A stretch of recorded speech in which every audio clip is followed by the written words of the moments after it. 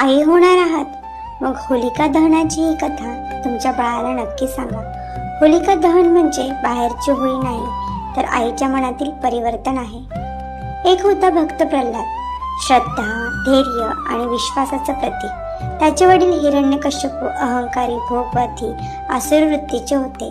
त्यांना स्वतःशिवाय कोणाची पूजा मान्य नव्हती. पण त्यांचाच मुलगा प्रल्हाद हा लहान वयातही भगवान विष्णूचा भक्त होता. जेव्हा वडिलांना कळालं की प्रल्हाद विष्णूचं नामस्मरण करतो, तेव्हा त्यांनी त्याला संपवण्यासाठी अनेक प्रयत्न केले. विष दिलं, डोंगरावरून ढकललं, हत्तीखाली चिरडण्याचा प्रयत्न केला. पण प्रल्हाद शांत राहिला, कारण त्याचा भगवान विष्णूवरचा विश्वास अढळ होता. शेवटी त्याच्या वडिलांनी आपली बहीण होलिका हिची मदत घेतली. तिला अग्नीत न जळण्याचं वरदान होतं. तिने प्रल्हादाला मांडीवर बसवून अग्नीत प्रवेश केला.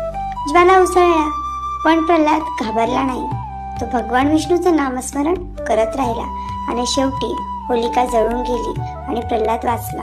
आई म्हणून ही कथा ऐकताना तू तुझ्या बाळाला सांगू शकतेस, बाळा, तुझ्यात प्रल्हादासारखी श्रद्धा असू दे. कठीण प्रसंग आले तरी तू शांत राहा.